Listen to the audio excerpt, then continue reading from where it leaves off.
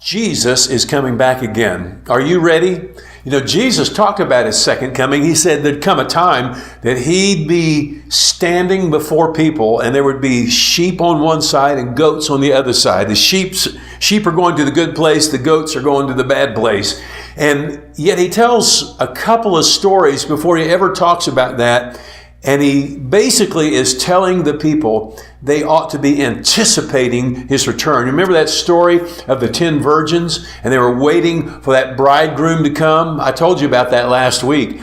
And they're waiting for the coming of the bridegroom. And yet there's 5 of those virgins that are anticipating his coming, but there's 5 that aren't. They don't anticipate. And so when he comes, they're not ready. You need to be anticipating the coming of the Lord Jesus Christ. Oh, yeah. Then you need to evaluate. Not only anticipate, but evaluate. Jesus tells another story in which he gives these talents to these guys. One gets 5, one gets 2, one gets 1. The first 2 guys double their money, but the second guy, he doesn't really evaluate what this means. He's not valuing, the coming of his master. And so he just takes the money and he buries it.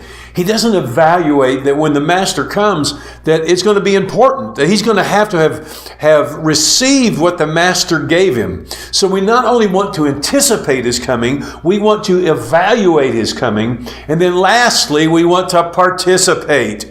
We want to participate. So Jesus tells the story about the goats and the sheep. And he says, the goats are on one side, the sheep are on the other. And how he explains it is this one group, they don't do anything. He says, I was in prison, you didn't come. I was thirsty, you didn't give me drink. I was hungry, you didn't feed me. You didn't care about me. And they said, well, when did we see you doing that? He said, when the least of these didn't get it from you, you didn't give it to me. So what happened there? They didn't participate in what Jesus was doing. But then there was another group that did. Jesus is going to look at them. He's going to say, I was hungry and you fed me. I was thirsty and you gave me drink. I was in prison and you visited me. I was sick and you came. They said, well, when did we do that? When you did it to the least of the people, you did it to me. So the last thing we do before the second coming of Jesus, before he separates those sheep from the goats, we participate. We participate. You got to participate in him. You got to participate in his love and his power and his kingdom. See you tomorrow.